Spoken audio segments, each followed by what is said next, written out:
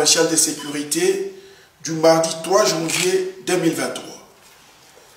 Il s'est tenu, ce mardi 3 janvier, la première réunion extraordinaire du comité provincial de sécurité de l'an 2023 dans la salle de réunion du gouvernorat de province sous la présidence de son Excellence Monsieur le gouverneur militaire, le lieutenant général Dima Komba Constant. Cette réunion était élargie à quelques experts. Différents points ont été abordés. C'est notamment la sécurité, l'aménagement des routes ainsi que l'administration de la justice.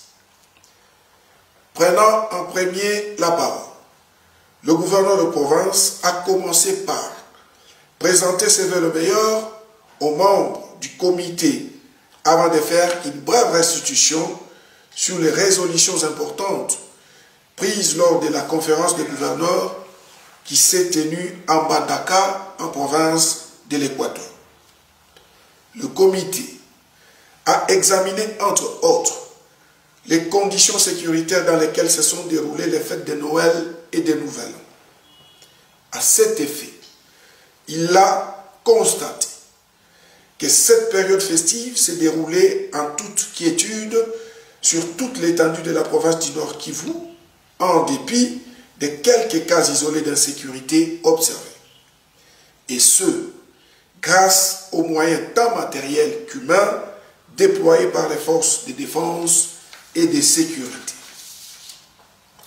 Le même constat a été fait dans les territoires de Massissi d'une manière générale et plus particulièrement à Kichanga, où les agresseurs de l'armée rwandaise et leurs alliés du M23 ont tenté à maintes reprises d'occuper cette cité et priver ainsi à la population de la contrée sa quiétude.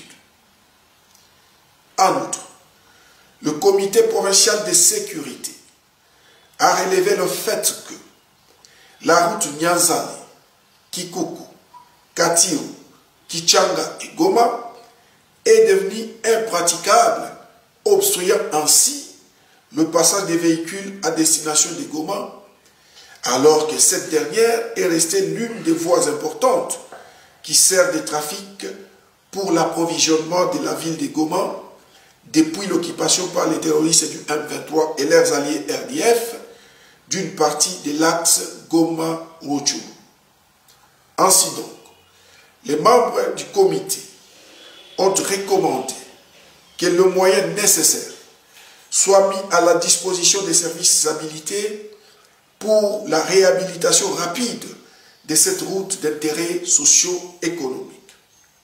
Pour ce faire, le gouverneur de province a instruit, séance tenante, les décaissements des fonds nécessaires pour la réhabilitation de cette importante route afin de permettre aux gros camions transportant les marchandises d'évoluer vers la ville de Goma. Au cours de cette même réunion, le comité a constaté qu'il y avait ces derniers temps un déplacement massif de la population en majorité provenant de la communauté Tutsi congolaise vers le Rwanda.